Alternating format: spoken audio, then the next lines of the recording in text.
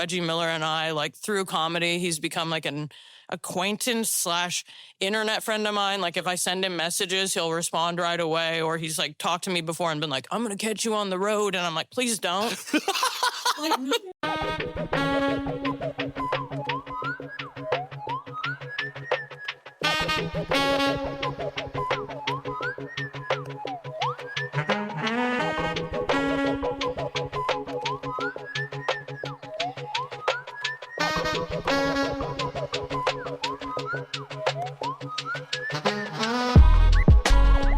What's good, y'all? Welcome back to another episode of Conversation Piece, your place to discover the untold stories of Indianapolis through the perspectives of all of its beautiful people.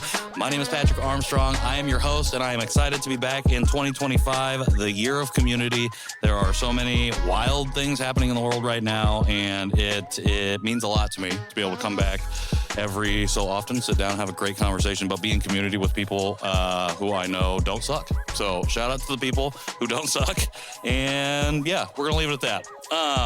I'm really excited about my conversation today, though. My guest today is a hilarious comedian, Naptown native, and current Chicagoan. She is the co-founder of Red Flag Comedy, and you can currently catch her doing sets all over the place. And I think we got a lot to talk about. So without further ado, I will tarry no further. It is my great privilege and joy to welcome Hannah Roeschlein to the show. Patrick, thank you for having me. I'm thrilled to be home. Absolutely. Got to kick it off really quickly. We have a very close mutual friend and our good buddy John Overton over there. And I will say that since I started working with him, he has been saying, you need to have Hannah on the show. So that's been about almost 2 years now. Shout outs to the Podfather. The Podfather. He is really the Podfather. But I actually have to, we got to start here. We got to start with the Pacers. We're recording this post game 3. We are now up 2-1 on the Oklahoma City Thunder in the 2025 NBA Finals. Assessment of game 3. I need it from you. I watched it from community institution dugout. Woo! It looked like it was popping. Oh, I mean, there. It was. I had a homie that was reserving the table since 4 p.m. I was like, I'll be there about 10 minutes before tip. You know, like I'm not doing that. But it was exactly the right vibes. The dugout was a place that I have been blacked out and sober in. It was the home of like some of our first open mics that we did here in town shows. So I'm always prone to just like going back into the places that have fed into me a bit. But yeah, it was completely and utterly lit up. Yeah. So something I'm realizing about this particular run is just how superstitious I am about sports. I'm not superstitious about much, but when it comes to sports, I am very much so. So right now I have to watch the game on my phone in complete silence in the kitchen, underneath where my son is sleeping, because that's when we win. Are you superstitious about anything? I haven't in the past, and there's still those like reoccurring feedback loops that'll come like into my field of vision where I'm like, hey, if you don't like, if you know, like where I'm like, oh, I better repeat this jersey. Yeah. Okay. Like if we've been winning, that was something like as a child that grew up very religious. Like I've always carried that weird guilt where I'm like, am I even praying hard enough? Like, do you love God? You know, and then you start realizing that like all the teams are also praying. So you have to get a little more like specific. Sure. But this is surreal. It's absolutely surreal. I don't even really have a lot of like commentary and analysis. The last time the Pacers were in the finals, I was 16 years old. So like, despite people maybe seeing me on this pod and being like, oh, this person appears much younger. I'm about to turn 42 in October. So like, that's a 25-year gap in between things. You know, I was like standing next to this table yesterday pacing. I like couldn't sit down in the dugout. I was like up against some lockers, just kind of like rocking, and these little, 25-year-olds are like looking at me across the way, just trying to be like, what are the vibes coming out of this girl, And I was just like, sweet tarts, I've loved this team for a really long time. Like I still talk to my therapist about the brawl. Okay. And like I was headlining in Detroit during game 1, and I told that fan, like that audience from stage where I was like, oh, if you don't like the Pacers playing in the finals right now, please consider yourselves implicated as part of the reason why this is even happening, because like the Pacers right now are still in the trickle-down economics of the Malice in the Palace. So, like, as a 21-year-old, I watched that game take place, and I remember sitting there and being like, that's a really bad look, and we're all in trouble. Yeah. But, like, to know how much trouble was going to come back, like, you know, for lack of a better term, we really got kind of fisted with all of that, and it decimated our team to the place where, like, we've basically spent the last 2.5 decades kind of, like, coming back into positions of pseudo-grandeur. Yeah. Like, when we were competitive against, like, Miami, when Paul George was here and LeBron was playing and et cetera, but never even close to this. So, like I was saying, Pacers probably would have maybe even won a championship that year or within, like, 3 to 5 to where this is now compounded interest. Yep. I mean, it's been a buildup for the last 20 years, you know, to get to this moment. And I just saw Steven Jackson apologize to Reggie for the Malice in the Palace, for the brawl. And it was really emotional because, like you just said, you're like, I'm still discussing this moment in time from 20 years ago with my therapist. Like, it's still something like it left an indelible mark on a lot of people. I don't think I've ever used the word indelible before. I'm happy to hear so it. I'm dropping an English it here. major. You can. I wasn't even thinking about talking about that. Well, and we don't have I was to. going to ask if you have memories from 2000, like that only, I guess, NBA title run that we made. And yeah. You know, I do, of course. But like I said, I was 16 years old. So, you know, it's like I was also just like starting to drive. Sure. You know, being a true fan. Yeah. But really like focusing my attention on it, not so much. And, you know, when you really see how that series actually went, it wasn't a feel-good series. Right. So it's kind of just been one of those things where I was like, ooh, you know, because I'm one of those people where I've gotten onto NBA like threads more than I ever have this year, just because we're still playing. You know, I didn't expect to be like only wearing Pacer gear since April, but that's what started. And then they've not lost. So that's where people have been wanting me to analyze because like they know I do love sports. Yeah. I have sports tattoos. I've been on a Pacer commercial. Reggie Miller and I, like through comedy, he's become like an acquaintance / internet friend of mine. Like if I send him messages, he'll respond right away. Or he's like talked to me before and been like, I'm going to catch you on the road. And I'm like, please don't. Like nothing would be more horrific than you to walk in while I'm calling my pussy the Hoosier Heater. Like, I love you. Thank you for this. This is like means more to me than you'll ever know. I get like kind of gagged by, you know, what's happened and how this is all what it is. But like, let's not get so absurd. For sure. Don't be there. Do not come to the show. You know, but he was rad. When I did an old, like years ago, Indie Monthly, like put me on a third of a page. Yes. Just where it's like, oh, look at this. And it was for my style. And even then it was just like heavily Pacers. So it's like, like I didn't have to buy any new gear for this series.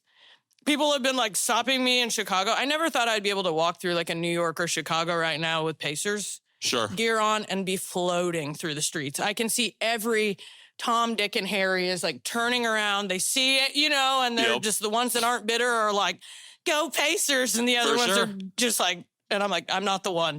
You don't want to have this conversation with me, Connor. But yeah, it's a real true flex. For sure. But it's also like, this is who I ride or die for all the time. So like right now, this is just like, even if they were to lose, you know, when You're not going to jump the bandwagon. In the first 3 like series is like, you can really like, how do you know if a man is like hurting? Well, he'll make a sound. So like all 3 series is, if you get on NBA threads, whomever has lost the games is really lamenting just like in some sort of scapegoat fashion. Yeah. Where I'm such an old fan, like where I'm just like, if we lost last night, that doesn't like make me happy. Yeah. But to lose like Zen or peace or sleep, like I'm not that kid anymore. Like I meditate. Yeah, for sure. You know? Well, like I think a true, this is maybe subjective to my own definition of what a true fan is, but I think a true fan is somebody who knows they have to ride, who has ridden the highs and the lowest lows with a team. I'm a Purdue basketball fan, sports fan. I'm also a Cubs fan. So tough. It was, and like that was, being a Cubs fan is very difficult, I think. And I think getting that championship was so validating.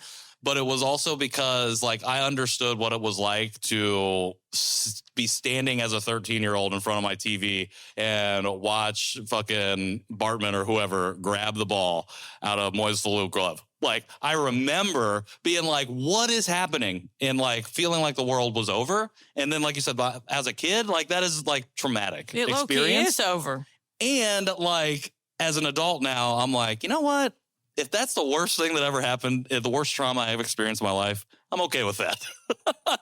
But I'm still gonna be here tomorrow. I'm still gonna show up for this team tomorrow, even if we somehow lose 3 straight games and don't take home a chip. Just a lot of analysis coming out of dudes who can't play pickup. So I'm sorry, but I'll go ahead and just turn that volume down. Like you were talking about watching it on mute. Yeah. I now understand myself from childhood to today to be neurodivergent. So like all I can do is actually like control environments for myself. Yeah. So knowing that I have a deep state psychosis with sports and that it sounds like if you were to watch with me, like people have been asking me like, will you live stream these games? We'd love to watch you just smoking. But I'm like, it just sounds like I have Tourette's and of the highest like caliber. It's just me cursing, and just like saying things like, oh, piece of shit. And just, just that little stuff. Like I could find I heard myself like babbling last night and I'm like looking around at all the like people in the dugout. Like who's watching me over here look like a witch trying to say some kinds of like little magics?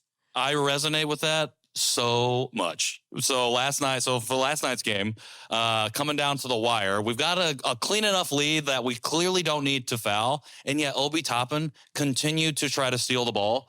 And I was literally going, Obi, what are you doing? And I'm like, if I'm in public right now, I don't know that anybody is also feeling this because I feel like we got the game on lock.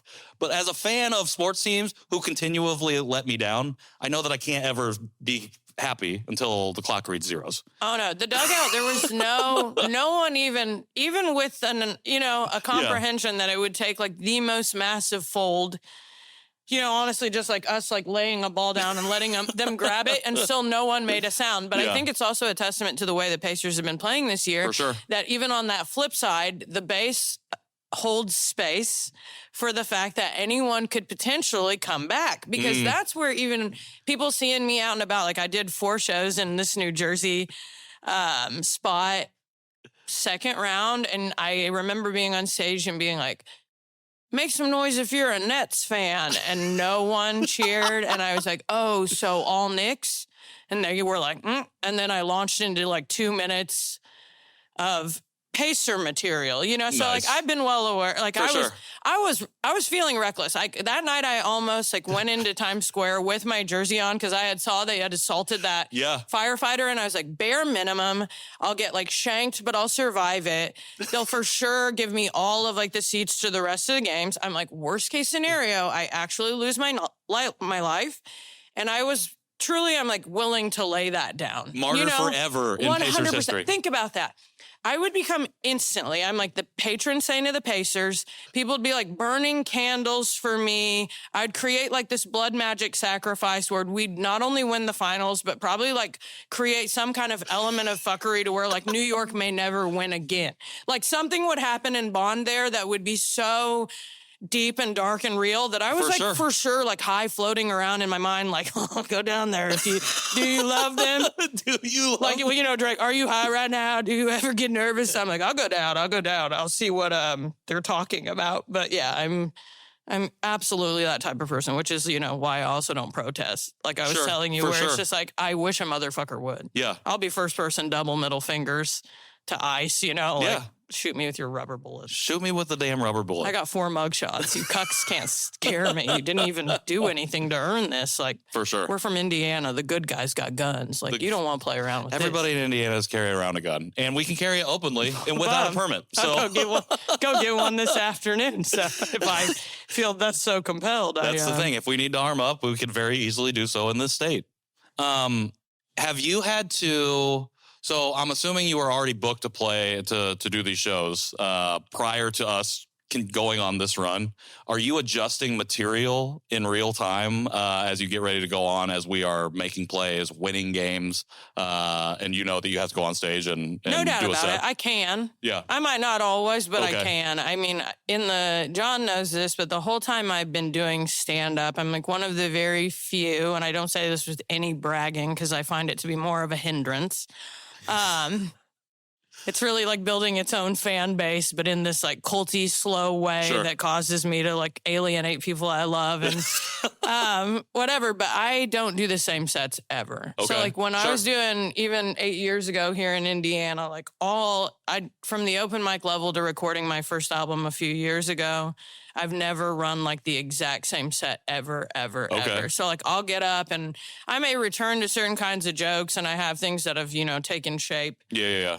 Over time, but the way that I like plug and play and just kind of go in, it's mostly just like the stream of my consciousness, and I just happen to have a good grasp on that cesspool. For sure. I like it. Well, we were just recorded another conversation where we talked about, you can be, in order to be your most full self and also your most productive community member, you have to know yourself. You got to do that internal work a little bit. You don't have to all the way know, but it's like you can lean into that aspect of yourself, and then that's how you can kind of hit your stride and do your thing.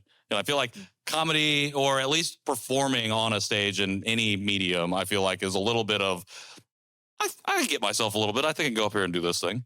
For sure. And I have the privilege of, being able to do anything now from 10-minute showcase spots to running 60 minutes here and there. So it's like I've got plenty of time if I feel thus so compelled to do anything from, random sports riffs to XYZ. Yeah. Because like I said in Detroit, I was like, comedy is not my first choice. I've always been funny. Sure. I'll say that. Flex. My humor, but I mean, I like it. I like the have confidence. Anybody come out and that knows me and say differently. Like you might not like my sense of humor, but I just as like a human being floating around, all timer. Yeah. So I dare anyone to say differently. If you do, I'll shank you. Go ahead. And fine. You. Or just like write a comment and I'll happily respond to you, and it'll be one of my disgruntled exes. I'm just kidding. They would never say I'm unfunny. They're aware. They're aware. That's why they don't follow me anymore. It's too funny now. Got way too funny. Got too funny.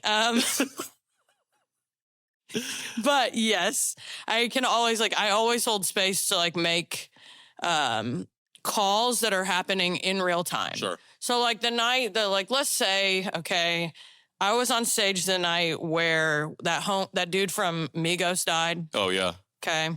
And I think someone else had died that night, like Louis Anderson and maybe Meatloaf. It was like a trifecta of celebrity deaths. And I went up at Laugh Factory in Chicago and made a Migos joke, so because my big thing is something is only topical when it's topical. Sure. So I realize that it's important for me to just go ahead and say whatever it is that I want to say, because by the next day I might not even want to ever say it again. Sure. Well, it's like that, you're understanding that stream of consciousness thing and leaning into it as opposed to being like, I'm not going to, I'm going to shelve this and lean away from it. For sure. Yeah. For sure. And there was a couple of black people in the front of the crowd. And when I said that, I was like, yeah, R.I.P. I was like, homie just took off. And I made that little joke. And the lady gasped, but she also laughed. And I was like, yeah, that's why, it's okay. For sure. People die. I'm clearly not being disrespectful of this human or, know, and you'll feel how you feel anyway. For sure. If I sat around just writing jokes for how I thought people would feel, I'd never get up there and nothing would make me laugh. So sure, that's not how I'm going to be an artist. I kind of go in with comedy and I'm like, I just expect that no one is on my side. And then over the course of the time, I'll kind of ore out as if I was mining gemstones. Okay. 6 touched by an angel people will leave later and go, oh my God, we ride or die for you forever. Yeah. So I'll always take that purebred 6. For sure. Over 600 wishy-washy, what do you mean you're posting about Gaza? Fuck off. Yeah.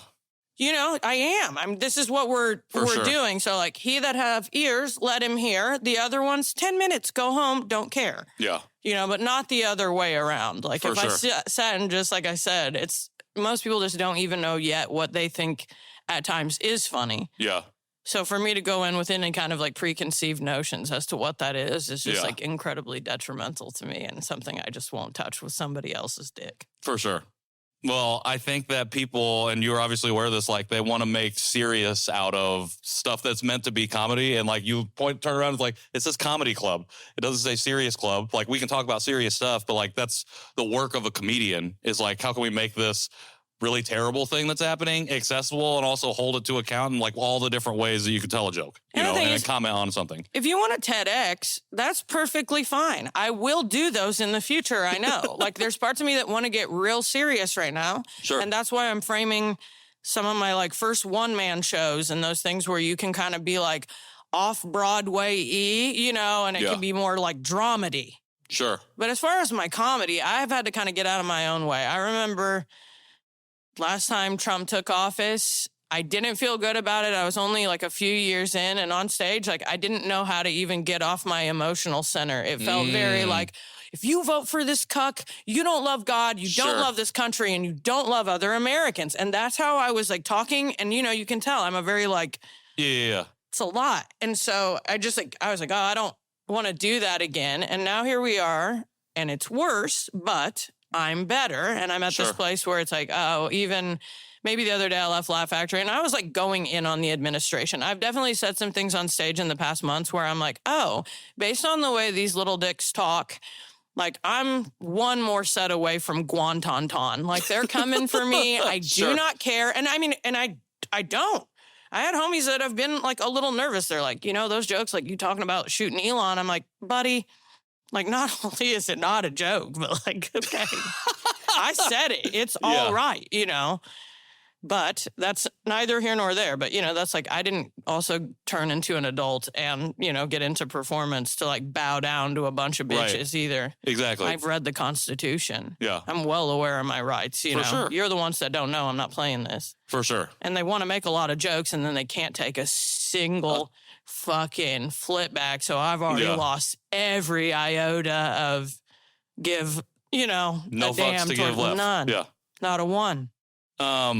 Who inspired you as a comedian, like to when you were growing up? Like, were you watching specific forms of comedy? Like, particularly, like, I'm thinking like an improv or especially a stand-up style where it's just like that. You go and you exist in a scene or exist on the stage and you just do the thing and the funny will show through.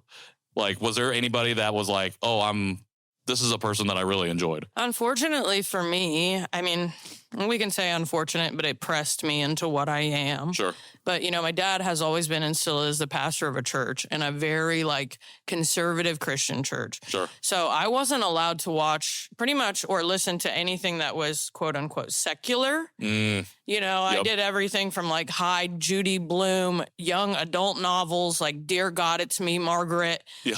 In between my mattress, to my TLC Waterfalls cassette single. Dad made me burn that in the barrel and say the sinner's prayer. Damn.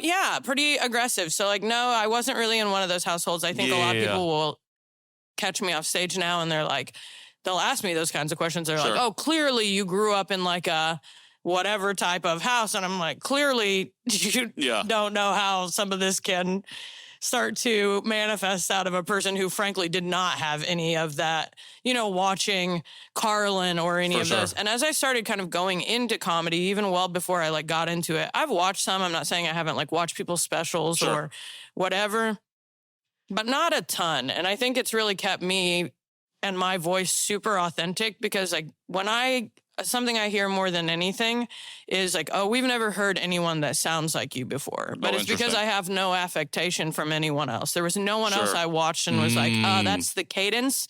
That's the whatever. It was like, oh, I'm going to strip myself down to my most like authentic wood grain. And whatever that looks like is what I'll begin to polish. I'm not going to bring any new parts. I'm not going to build a bear on top of myself. I'm simply just going to reveal what it is that I am. And we'll see who likes this coffee table. But... Yeah. I mean, that's a hard place to get to. That's a difficult place to get to where you realize, okay, I'm going to do this despite the world and even the environment that I grew up telling me to do it the opposite way. Was there something that like motivated you to move in that direction? Or was it just like, it just kind of happened one day? I'd be lying if I said comedy wasn't something that I had thought I could do always. Sure. So like even little. Did you always know you were funny then? For sure. Okay. And that I felt like I could get famous. That's and not in a way that was like so seeking that out. In fact, I think a part of the reason I've moved so just like methodically is because that's never left me. Sure. I don't look around the world and think we're running out of money or spots. Yeah. I just look around the world now and I'm like, oh, you want me to get famous in America, bro? When like all I have to do is like trip over the sidewalk and make a viral video, it has lost its luster to me. Yes, I agree. You can get money any which way, you know? So I'm sitting here now just like make sure that the money that you do secure in the future that you're building towards is like what you feel is, you know, the best use of your creativity and your making and who you want to be and how you want to help. For sure. I love that. That actually made me think of something that I read that I wanted to ask you about. Where is this? I'm going to check. I'm going to get to it somehow. Here it is. So we partnered with Pattern to record this podcast here in the Studs, and you were on the cover of Pattern 2022. You've talked about being vulnerable. You've talked about it here, and I really appreciated in the article how vulnerable you were.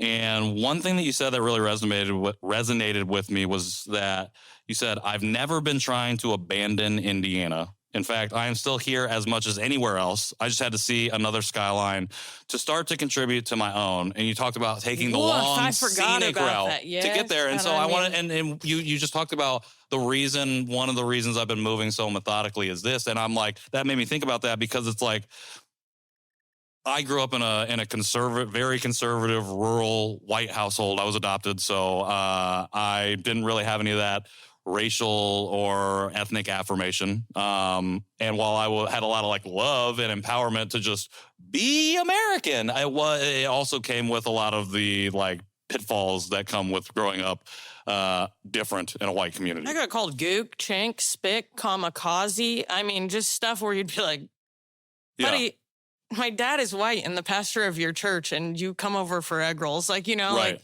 line it up, you know. But I mean, I was in one of those similar things. And back to what you were talking about, I forgot saying that, but I 100%, I mean that more than I ever have. For sure. You know, I'm Indiana homegrown. Like I talk about Indiana so much still in a way that I don't need to or don't have to. And yet, because it's just like, you know, it's like we're talking with the Pacers. Like, I don't have to put any of this on. Sure. I don't have to become Hannah Indiana. I wake up as her. I sound like an insurrectionist, you know. I'm just thankfully have the heart of, you know, someone who will go out here and like stand toe to toe with ice. But I still know all the words to Boot, Scoot, and Boogie. It was on earlier and I was like singing along. For sure. You know what I mean? Like I'm as yeehaw as we can get. But this was something I was talking about on stage where, and you brought it up earlier, you know, it's like I am an ally. The word is weird now, and it's it's as fracturing as it is communal. But like I've said, you know, I'm going to be on my best day a problematic ally. And I only mean that to say where it's like, you know, if you need me to check off all these boxes of like what to say, what not to say, here, there, and everywhere, I'm not the one. You know, like I said, I've been arrested. I kind of have this very like, smells like revolutionary spirit feeling attached to me. Yeah. You know, but it's, we're just in a different space. And that's where, you know, like I recognize, like I was like, I need people like us. Yeah. Like who now is like who did I need to see as a kid? Sure. You know, you hear people 100%. Say that all the time, and that's as simple as it is. Yeah. Like I need, you know, and that's even why in the complicated way I've chose to like talk about God. You know, my dad is a pastor and always has been, and I was raised super religious. Like everything will send you to hell, fire and brimstone, but with also a lot of love and what the like positive uplined parts of like scripture are. Yeah. You know, but I've let people know on stage once again, you know, I believe and I love God more deeply, the cosmic whole all source, than I ever have. But I talk about my pussy funny. You know, so like for some, they will never be able to reconcile once again themselves to that. Like with my allyship, like I've said, I'll march for your pussy in Palestine. Yeah. But I've still, you know, if you run the tapes back, I've said retarded. Sure. You know, and for some people, it's like they can't coexist, but they can. Sure. You know, I'm not going to be the person on the fucking subway that like lets a person get killed in just videos. I'll turn the live on and then actually step right in there too. So like, at the end of the day, if you want help, I think we're going to have to like be a little, Well, we have to start accepting people as their whole selves. And I think the problematic thing is it's not that I might have done a problematic thing in the past. The problematic thing is that we expect people to check the boxes. And if they don't, then they become a problem. And it's because we aren't willing to address our own discomfort around things that are different. And so we have to, or certain people have to place boundaries around a person in order to understand them, because they've never been exposed to or had the opportunity to understand anything different than themselves. And so when you come along and you do things that are quote unquote problematic, it's because they don't understand what it means to even be authentic as their whole self. Or now people are just in that place where they are trying to be better, because we have been absolutely lawless with language. And I'm not acting like, I haven't wielded some of these words with some like recklessness or just whatever it is. But now, I feel that in the audiences where they're just like also kind of like hesitant to laugh. Like, can I laugh here? Yeah. So even if they are okay with whatever it is nuanced that I'm bringing, they're still just taking that half step back to be like, okay, but I'm like, that's not the, that's not it. I always kind of say that in from stage, like, this is the place to laugh. Yeah. Like starting out in Indiana at home doing comedy for the first 5 years, it's not like it was exceptionally easy. In fact, when I come home and headline in front of like 70 of my friends, these assholes make me work harder than like anyone else ever. Sure. They're just not laughing. Yeah, I mean, to say the least. To say the least. My friends will be looking at me like, we can do coke at the Saint if you hurry up. Like, we're already on it. We see you. We bought the tickets. I love you. Good on you. But it was always like, just sometimes being a person who provided this like funhouse lens, like this mirror to home, and being like, hey, I'm from here, but this happened. Like the upbringing you had. For sure.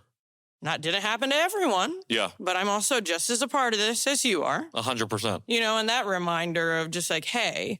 So a lot of this with me in comedy still, it's not just like I'm like, oh, I'm just going to forever platform Indiana.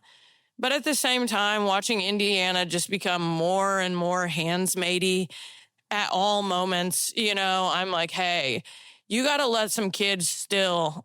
And just even adults, like, no. Yeah. Like, hey, you can be from here and not dumb here. You got been dropping some gems like, in this one. Are one. you aware of that? Like, you know what I mean? Like, did you know? For did sure. You know? We can do that and that. Yeah. I think it's really interesting that you're not like super far now in Chicago, but you are also away. So like, I think when not for everybody, but for a lot of people, when you get away from home, it gives you additional perspective. And you're talking about right now, we're moving into a handsmaidey situation, and it's not just here, but I think we can be looked at as a kind of a model for the way other people might end up operating in their places of home or wherever. How has your perspective on the city and maybe the state, but the city specifically, shifted since you've been in Chicago? Politically, dog shit. Agreed. Maybe Representative Hunley, good on you. But creatively improved and improving. Yeah. I know there's still a lot of people here that in all of the kind of art forms that feel like Indiana is incredibly slept on and still sort of like on its own haterade within the creatives in the perimeter. Sure. But not nearly like we were. And, things from like everything like these podcasts, et cetera, have really created a lot more of that collaborative energy. To be honest, like even being in New York, California, Chicago, when people find out I'm from Indiana, there's a lot of like strong creatives from here. Yeah. Like even in comedy, like in New York, like some of my homies that are in and out of the Comedy Cellar, et cetera, are from here. And, it's like the Midwest gives a tone of voice that is completely and utterly different than what I pick up on the coast, you know, and as you can still see with the way that like the country voted, et cetera, it's still just like pretty much the major mindset. Yeah. California's on their own Rogue One, situation right now. New York will always be New York. But overall, I think there was like, I'm not saying everyone has the politics of home, but there's a lot more people thinking in these types of like veins than the other way around. Yeah. You know, so I just, like I said, I'm just getting every day to that place where I'm like, hey, what does your legacy look like here, if that matters to you? And it does to me. Yeah. But like watching people like Mike Epps, that's like a really beautiful thing for me to be able to see what a good 20 plus years in dedication to a craft looks like. And then you can come back and buy up all the acreage that you feel like. Sure. You know, he's opening a boxing gym. Yeah. There's like things that are like very important to me that I see out of certain people that I want to make sure that like I want to be a part of that too. For sure. Is there something that you would love to bring back here at some point in the future? Thinking about like what Mike is. We'll see. I definitely, there, and people are already doing it. You know, I've just started to act, but like these Local are the kind woman. of places. Local woman. I'm gonna the role itself. It's like a person, and she's just like being interviewed by the news. Okay, and it's so me. Like even when they sent me the little bit of the script for it, it's just like a woman, that comes out disgruntled and they're, baby on her hip, wearing an old brickyard shirt and smoking a cigarette. That's already, I won't even have to change my voice. Even when they sent me the specs, they were like, this is what we're thinking for wardrobe. And I was like, I got 5 pieces I'll bring home and show you. Cause like, I already got it. This isn't like a thing that. Yeah, you don't need to you just give me that money. You don't need to give it to the hair, makeup, and wardrobe. But as far as what I would bring back home, I'm not certain yet. You know, I just got my first passport last year. And as I continue to see the world and address and see what like the needs are of like what's really bleeding out around me, I'll be more equipped to make a call at that time. And frankly, I'm doing fine, but like I'm not at that spot either yet to come home and do some kind of like deep state renovation. So like I said, let these priors drop off. Give me a little time to settle into myself, and I'm not going to abandon ship. For sure. So even if I didn't come back home and build something, I'm going to pump money back through here always through the people that are doing the things to be for all. Yeah. I think that is something that is inspiring to me, because one of the conversations we had on the show a lot is like, how do we retain young talent in indie, like creative talent? But like, how do we model what that looks like to stay in the first place? Or if you're not here, to continue to invest in like the community that you come from? Because I think what I've seen and from what I've heard from other people is like, because we were unsupported then, we feel like there's a barrier to supporting now. And I feel like I appreciate that you're just like, well, fuck that. I'm going to come back and pour in however much I can when I can, and know that like I don't have to be here to make an impact here. So we've been talking about acting. You just brought up acting, and you're getting into that a little bit. You had a viral moment in 2023. You did a person on the street interview. Hannah Burner, that's right. Better Hannah. Go. I was wondering, based after I watched it, I was wondering if you ever found out who Tatiana Maslany was. No. Okay. Actor.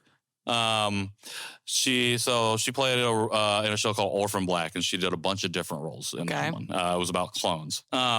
However, I wanted to ask that because as you get into acting and as you take on the role of local woman, and as you approach other roles, Tatiana Maslany also played Jennifer Walters, the She-Hulk in the MCU. So I got to ask you, as you get into acting, like if you were cast in the MCU, what character would you want to play? First of all, I'm not that kind of nerd, so I want you to know that I hear these words and I have my level of nerddom. I have familiarity with, Marvel, etc., because I've perpetually slept with men. However, to be like, that's what I would really, like where that interests me. Sure. Not necessarily, although I would never slap that payday or chance to be a part of something. It's funny because when we were kids, I talk about this on stage, like Asian representation on TV, and especially for a mixed kid, bye. Yeah. It was just like, oh, there's Connie Chung and Lisa Ling. I was always rooting for the figure skater Asians, like other nations, like, yeah, Chrissy Yamaguchi, whomever. Like the only person I knew that was like Filipino and white was Rob Schneider. Yeah. And now he's turned into a total like MAGA great person. Ding ding. Yeah. But now, we're in a different world. Like, that's the really crazy part. Like hearing people come up to me and being like, you're a part of the mixed Asian diaspora. And I'm like, please don't. Okay, make me a part. I want to be a part. But like I said, I'm like, that focus of people just being like, there's a face of this where I'm like, I want to be, in it. But like to need that. You don't want whatever. Yeah. It's just because, I'm just out here being loose. So I'm I'm not one of those people toeing the line. And like I said, like not saying stuff because of sponsorships, etc. Sure. But I understand too, there's like emotion to that ocean. There's an inevitability to this stuff. I remember even not going through any acting, and some of my homies back here when we first started, they were like, Hannah, eventually people are going to put you in movies and they're going to let you play yourself. It's like, that's kind of, and, it's kind of surreal to think about because you're like, oh, I'm the character, but I am. And, but I am. And that's the beautiful part about all of this is just like, seeing just these different ways to be. I've just loved seeing everything from like even that anime that was on Netflix. It was like The Mixed Girl, the Blue Eye Samurai, where I'm like, bro, if I'd have seen that as a kid, I would have got go-go juice out the wazoo and done something crazy. Like that would have been like so empowering to me. But those are those things too, where I'm like, all those kinds of shows are constantly being made.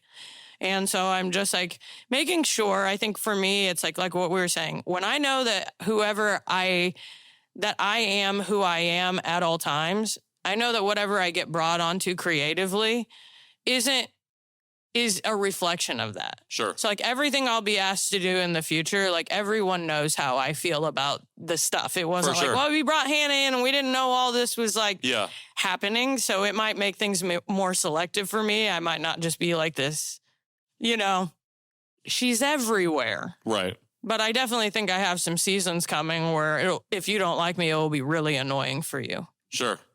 And that sucks for them, but that's great for you. Sounds like a personal I don't really problem. care. Same. Yeah. Same.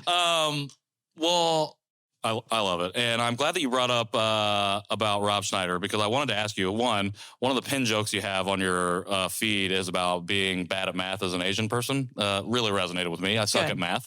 But what also resonated was you talking about learning about Rob Schneider being Filipino, which I also learned when you said that. But you learned it because your mom had subscribed to a Filipino magazine that then came here to our rural state. Mm-hmm.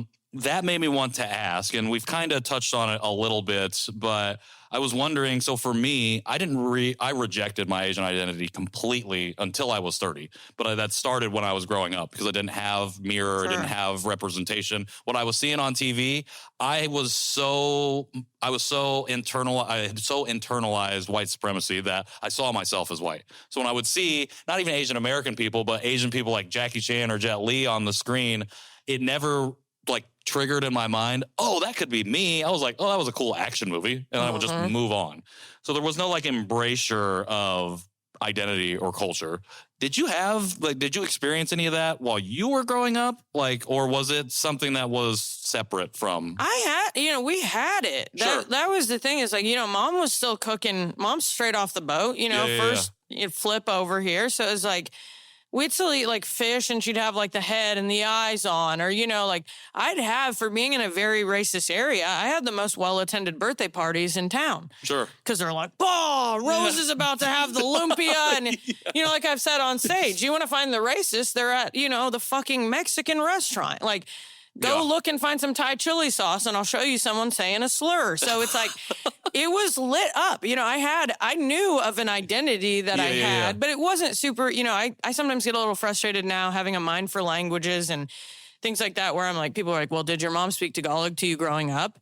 And I'm like, yeah, I heard it, but she didn't speak to me directly and make us speak back in a conversational way. So now I can, I went to the Philippines for the very first time ever in February. Okay. And, I can understand the majority of what people were saying. But, you know, Mom was just in a small town herself, you know, in the armpit of the Klan. We're 40 minutes from where that sprung up. So I can imagine she was working on her own English and certain other things. And even seeing the way it is now 41 years later, it's like, I would have probably not said a lot of shit either. Yeah. You know, I mean, in a lot of weird ways, like she has, like, I don't want to say my Asian mom has become whiter than me, but I've had to check them on some stuff like, bitch, who are you talking to? I see this stuff from Temu, cool things for $10, but you know that's like one of you. Yeah. You're going to have to really kind of grow up. This is like, and not wanting to be that way, but this is yet again who we are. You know, like I said to my dad, if you didn't want me to raise you a theology of for God so loved the world, you shouldn't have made me read that book so much. That's what I be telling my parents. Because then I read 10 other ones, and like I do love that entity more than ever. But if you show me any kind of fracture, I'll show you something limited and not quite it. Yeah. For God so loved the world, Craig. So I think that's everyone. And if you just, anything's missing off that, I'll just poke the one hole in your thing and that's it. Yeah.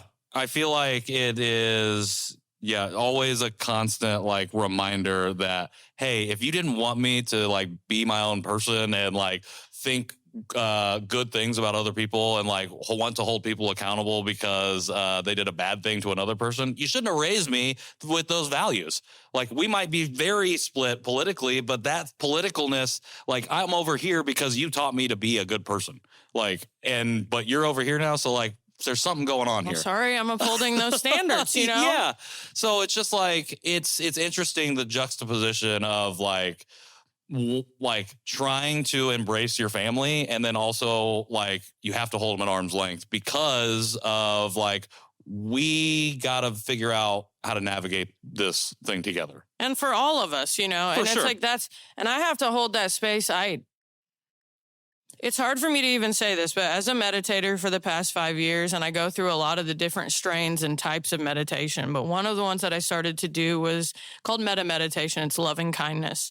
And I did that because in loving kindness, you send out these like well wishes to everyone from like a person where they'll be like, okay, a person you love. So like, I'll think of someone like my mom. And then you say these little affirmations to them. So like, May my mom be well. Maybe she be safe from harm. May she be, you know, filled with love, etc. Yeah. And then you choose a neutral person. So like, okay, I saw this person at Amelia's. And then you choose a person you don't like. Ew. You know, that's where I've been meditating and like literally crying. Like, you know, picturing somebody like everything from like a frenemy to where I've put Donald Trump into my meta meditations and like you want to feel some discord. You know, but that's the reality of it. Yeah. Don't say God for all. Don't say love for all and not put him in there too. And that is like, I feel my insides right now just being like, the guy, you know, it's the opposite of it, but it has to be that. So I'm getting into these like headspaces where, you know, and I know it's trippy for my parents. Like, where dad's like, oh, son of a bitch, you know? And I'm like, I'll take you that scripture and I'll raise you the sutras also, you know, and I'll show you where that's at in the Bhagavad Gita. And that's exactly like what this is and, you know, X, Y, Z. Yeah. But that's all we can do. We're you know, that's that ancestral upgrade. Yeah. You know, breaking generational curses, whatever it is, however, like whatever the verbiage is that you want to use, but it's like you for you. And so like, I remind myself too, or anyone that's listening, like when you are encountering a person from like someone in your regular circle to someone online and you feel something in you that's like judgy, for the most part, I recognize when I feel that I'm feeling that way because I've been that person. So you're cringing at yourself. And then, you know, it's also just like where people say to me, Hannah, what can we do? What can we do? Well, the only thing I can do is when I'm confronted with any kind of behavior, mentalities, mindsets, words that I do not appreciate is the opposite. So it's that simple. You don't like what they're doing, you're going to have to do something else. Yeah. And not talk about doing something else and, you know, not scream online about something else. And why aren't we all doing something else? You just simply have to become this little light of mine, you know, those little songs like, hide me under a bushel. No, you know, that's like the lottie-dottie doodah, but that is really it, you know? Yeah. I mean, sometimes the simplest answer is the right answer, the right one. I feel like especially from like meditation, but just like to get to that position of like, the answer is I have to do the opposite of that. Like that's difficult. And I think with consistency, with practice, it becomes maybe not easier, but something that it becomes easier to step into the practice of doing. What was like was there a most difficult part for you when you first started this practice to like get to that place of centeredness that's like, I have to do the opposite of what I'm doing right now? I still am in there. Sure. Meditation continues to be one of those things where, I'll just be like thinking about it from the very second I wake up in the morning, Sure. and I'll still put it off at times until the very end of the night. And then I'm in there like falling asleep high and wondering why. It's like, it is what it is. Yeah. But meditation was one of those things. I will simply say, if you think that meditation is just like a place where you're going to go get quiet, you aren't. Potentially you'll be quiet. You may not make Sure. a sound, but when I stop talking, my brain screams. So just expect to be in there. Expect that that's normal. Most of the people I look up to, my sister especially, she's the one that led me through the type of meditation that I do the most, called Kundalini. It's a very violent strain, so I wouldn't say that would be your starter gas. But if you want to, Kundalini with Carmela on YouTube, and you can go see my hot sister and do some breath of fire and puke and forgive your dad. But it will really rev you up. But like we're saying, we have Sure. all these other types of meditation. So I just like encourage people constantly. Like there is no destination with it. It's really just a position of reverence to tell yourself like, hey, I'm going to sit here Sure. no matter what, and get used to, the things that are moving and flowing through me. It's just kind of more just like, hey, let all these thoughts pass through like clouds. That's what they are. It's just like an assessment and a movement. And over time, though, you will start to create so much like space within yourself. It will become a craveable position. Sure. To where now, realistically, I meditate more per hour every week than I'm on stage, and my stage time is the best it's ever been.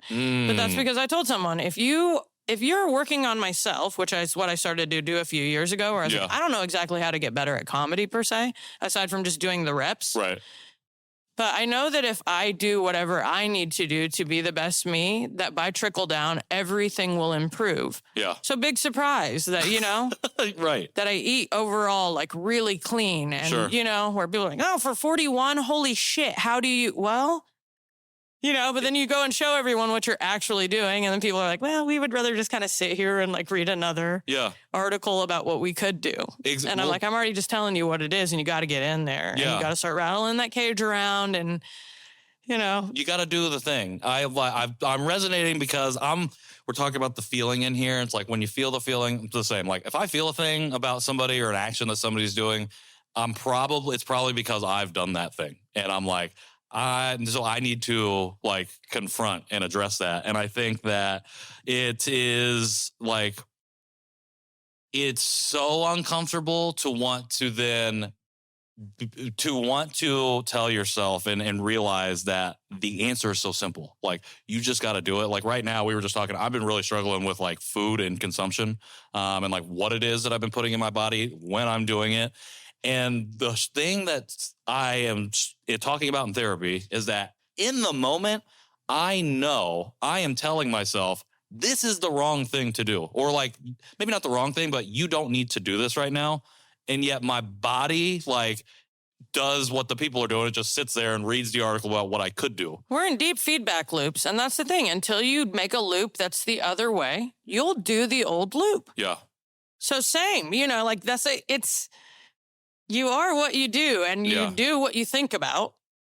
And most people like don't ever leave this prison, so to speak. And, they use it as something that's an incarcerating like effect as opposed to something that's incredibly liberating. Yeah. As For well. sure. Like, did you know you can have a whole world in here that's unaffected by however anybody acts? Like, every time I get kind of preachy with people, even off stage, where I'm like, you're being way too chill about everything right now. But I'm like, as opposed to what, Hannah? You want them twisted up? Sure. Is that effective allyship? The ones that go out mad? Sure. Because we've seen how that works too. And that's a way to make a statement, but, also end up in, cuffs and going through some things that's like maybe not necessarily it. I think something that's been helping me is in that whole doing what I can do, when somebody like triggers me or I feel something, I'll just take that moment to quickly, even if it feels fake as fuck, even if it's just like, it feels like I'm just paying lip service to it, I'll just send that person a blessing. And then I also take it as a point of gratitude. So like when I've seen people lately just like spout off, instead of just like looking at them and being like, sucks to be you, instead I think to myself, how grateful I am to not be that anymore. That's simple. Sure. Every single time. Well, I'm not that. And it really softened me a lot. Yeah. Because you start realizing like everybody's on their own karma. Everyone's on their own journeys and lessons. It took me 15 years to sober up when I knew it was killing me a year in. Yeah. So to say that, you know, anybody should be uplining faster, that ain't it. Right. Sorry, but that's the enlightenment process is, you know, potentially lifetimes and lifetimes and lifetimes. So I'm just kind of looking at this with a little bit of like a hopeful eternal lens and going, hey, for now, I'm kind of being held by some things I did in the past, but I'm seeding my future also. Right. If there is a heaven to gain and a hell to shun, like I've told my parents, it might just be you guys taking another body. So you might want to really think about what this one looks like. So you can get into a different one too, because wouldn't that be pretty hellacious, like I said to my dad? Yeah. If you really had to do this all over again? So sit in it, think about it. But that's all we can do. Sit in it, think about it. None of this is, you know, truth. Truth as a word? Yikes. Yeah. But there is a golden thread that runs through all of us. And, you know, like you're aware, that soul essence is like, it runs on default. Yeah. You know, it'll always create discord no matter what your brain says. For sure. It doesn't vibe with your brain. No, for sure. Well, and then that speaks to this idea of like, we try to control all the things that we don't have control over. And so we try to grab onto the thread and we try to mold the thread into what we want it. And then we wonder why shit's fucked up when we are trying to control this uncontrollable force. When in reality, it's not I wouldn't label it as surrendering to it, but it is when we have that realization, can we then do those little things in our control to be the best version of ourselves, which requires us, and this is something that I've been thinking about a lot lately, is to understand, we have to have an appropriate understanding of what history is. And I think the problem is that we have, and a thing I did the other day, it's like, people that are in positions of power right now in the U.S. think U.S. history is the only history, when in reality, history as a whole, in totality of the universe, not even just this planet, is like meant to help us inform what we're doing right now, so that the actions that we take right now will help us tomorrow. But instead of learning from all of this literal book that we have of history of that has happened in the past, we choose to interpret it as, well, that happened before and it's happened again, so we're just going to let it continue to happen, because we don't want to do the little things to take control of our own lives. Because people don't want to like stop going to Target. You know, like grow up. I haven't gone to Starbucks in 5 years, and it was because the coffee was mids. It was way before they wouldn't let the kids wear BLM shirts. It was, people got to really, you know, you got to think about like what's happening and what it is. You know, like we could literally punk out Trump right now if like we did a national strike. But people would be like, well, when am I going to get my Stanley Cup? Well, but what if I would have to have this conversation with this person, and this would require, I wouldn't be able to have Amazon, you know, and it's like, that's all okay. But like, just know where you're at, and that's where we'll be then. Yeah. Just don't cry about it anymore. Yeah. Just don't cry about it anymore, because this is what could happen, and this is what's not happening. So until. Yeah. We will, the last thing to go will be our own comfort. That's the thing. We will let everyone else die if it means we can hold on to the Pike Place burnt coffee. I know, and Starbucks. I'm here like, I'll never be comfortable again, you know, and that's okay. But I also, like you, we never were. Sure. Whether you wanted to take your Asian identity on or not, we had it. Well, and that's the thing too, like, and in my experience, it was, I lived under the guise of safety, of the belief that I was safe because of my proximity to whiteness and because I had nothing else to ever tell me otherwise. And so it wouldn't be until I was 30 that I realized, oh, when Asian people are getting attacked all over the place just for being Asian, I would be like, oh, that's people don't realize that I'm adopted and I grew up white and I think that I'm white. I'm like, this is a problem. And like, they never taught me about the internment camps. Yeah. So, so it's like, guys. Yeah. But we're here now and we're not little kids anymore. 100%. I'm mic'd up. So are you. Yep. So what do we say today? Yeah. And I'm quick to update that at any time. You know, people are really good about coming to me and be like, well, yeah, I heard that. Sure. And did you consider this? And I'm like, no, I haven't, but I'll chew on it for 10 seconds and then I'll update my firmware. See how easy that is, everybody? Exactly. Holy shit, you're changing anyway. Can you, exactly. Your cells are turning over. Exactly. You're not even the same person. I would just like use that understanding and mentality to maybe just kind of get up to speed. Yeah. Right now, it's not too late. It's not too late for any of it. For sure. Air it out. Air it out. Well, that's the thing. And then that's another complaint right now is people have too many podcasts, which kind of understand. I understand this. And like, I would never tell anybody to not use their own voice. Like a few months ago, I heard somebody say it's like people like that phrase of like finding your voice. It's like for people that never had it. And I heard somebody push back and say, well, it's not really that people have never had the voice. It's that they don't know how to use it because people have never empowered them to speak out or they're and to frightened utilize to that. Use it or exactly. what they think is different than what everybody around them is saying. Exactly. I think of everything I swallowed over the years. Oh, yeah. And it's a lot, you know, just like just not saying what it was that I thought about whatever that is. So as much as I think we're hyper saturated in this market also, and the internet is very much an illusion and more detrimental, I believe, overall than it is positive. But yet, like you're saying, I've been a person who's been very fortunate to like have a voice long before anyone would platform me. Sure. And stand in it and be like, I do not, you know, the end. But I'm glad that humans are getting just like, just practicing even, you know, when people say now to me at 41, like, oh my God, like the wording on that. Yeah, because I said a million billion words all the other ways first on every, you know, type of human out here. This wasn't just like a first time, you know, spin out my own mouth. But so it's like, I'm happy that, you know, and even if no one wants to listen to it, it's okay. I think it's just like good that people are like talking. Yeah. Well, you don't want to listen to the podcast? Don't listen to the podcast. I don't listen to podcasts. Yeah. So that's fine, you know, but I like that people do. And people will be like, oh, I heard this on a podcast. I'm like, good. I'm glad. 100%. Oh God, someone's saying something. Thank Jesus. Yeah. Fine. Exactly. As long as like somebody, as long as you're just talking about it, like not everybody has to do everything and not everybody has to consume everything. That's the thing. Like we're part of the same Asian diasporic community, but it doesn't necessarily mean that we're in community or whatever the case might be. I don't watch anime or drink boba. Exactly. You know, like I'm not the same kind of Asian as everybody else. Exactly. Some of my white friends are more Asian than I am. Yeah. Then they say it, and then I'm like, well, let's push it kimonos back for now. a photo shoot, and I got them from all my white friends. So shout out to you, bitches. Beautiful collections. That is hilarious. It is. All right. We've talked about a lot of just different stuff, and I appreciate you just, again, meeting me in this level of, or in this place of vulnerableness as we talk about just like a bunch of random ass shit. But I'm always here to have a good conversation, and I appreciate you just wanting to come through and sit down and have said conversation. I was wondering, like I said, I mentioned at the top of the show, we have a mutual friend, Mr. John Overton over here.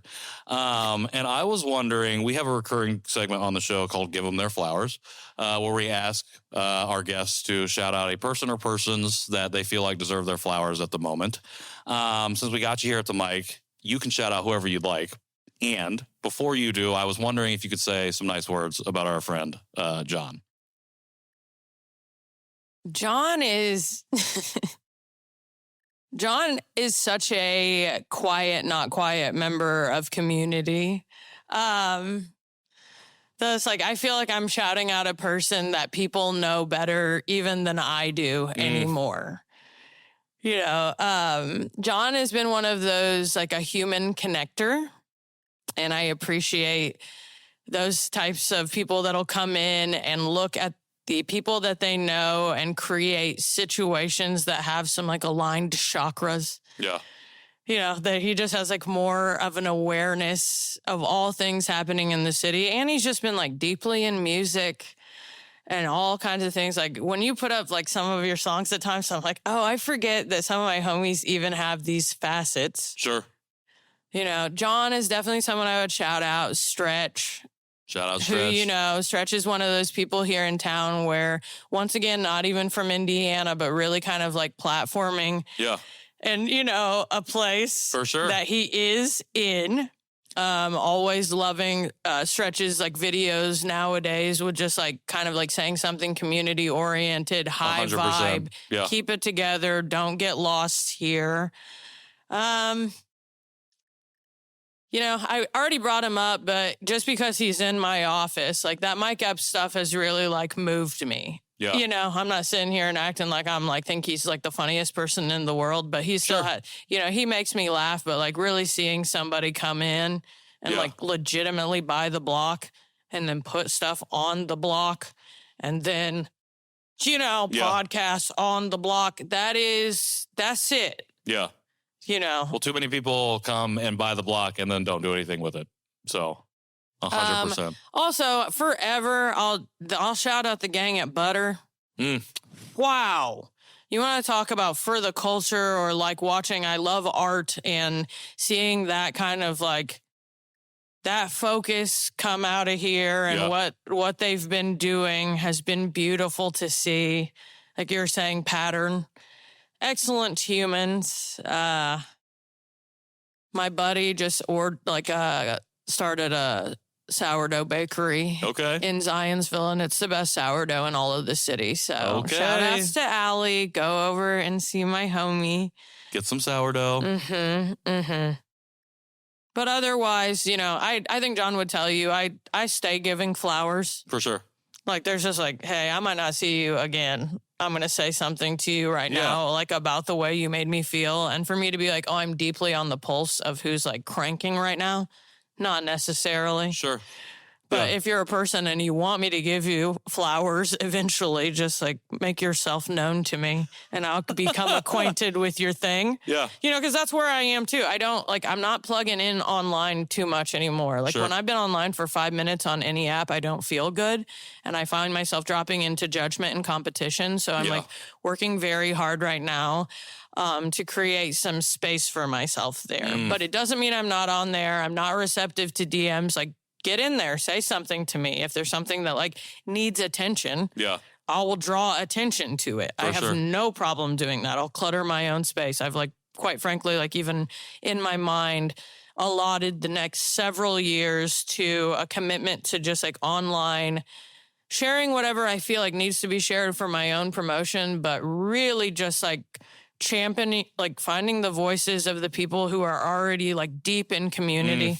Yeah. And just being like, here's where, put your money here. So like, if there is any influence that I do have, I'm glad that people do understand that like I am coming from a heart-centric space and there's like ethics and ethos. So if they are able to see me share something, there is like a higher level to them of like this understanding that I've vetted that and I'm, you know, like I know where this money is going and it's good and it's sound. And so I'll always do that. So whatever it is that anyone needs, just let me know. But as far as like me knowing, I don't know anymore. For sure. Because I just can't go looking. It's because the looking is got all the other stuff too. And I don't need to see another reel. Well, and not only that, it's like, it's not your responsibility to go out and look per se. Like, it's not that you're not aware of stuff that's happening in the world, but also like if somebody needs help, that's what we talk about from like a small business owner perspective. Like if you need help, like you have to ask for help. Like you're like, people aren't just going to go, oh, there's business owner A, he needs like this money or whatever. Like he needs support in this way. Like they're not going to see that unless you, like you said, make yourself known. And I will say very few people are probably as receptive to being heard or to listening than someone like yourself. Because I think most people would be like, don't send me a DM. Maybe send me an email to the info account. You know what I mean? But like, to be willing to be accessible, I think, is something that is necessary right now, especially in community building spaces. And like, that's the lesson that I try and take away from a lot of the people that I look up to that do this work, is to just not be more accessible, but to, when I am, to be in that moment and be present, to be able to build community, authentically build a relationship with whoever it is that's reaching out. So reach out to me. Reach out. Send the DM. Yeah, if worst case scenario, and I do this once a week, I'll block you. So, but until then, you may say whatever you feel that's compelled to say. And that's your prerogative to be able to throw that block on. Always. I appreciate you coming through. We've been talking for a little over an hour now, I think. But I've loved this conversation. I feel like there's many more things that we could talk about, but I have 2 more questions before I let you go. Bring it on. I'm going to bring it back to the Pacers because that's relevant right now. And I learned the algorithm is all about relevancy. But I got to know from you, diehard Pacers fan, who's been waiting to celebrate a title, what happens? What is one thing that Hannah's got to do should the Pacers bring home this chip? Well, the funniest part of that is tomorrow I'm getting my 17th, I think, tattoo.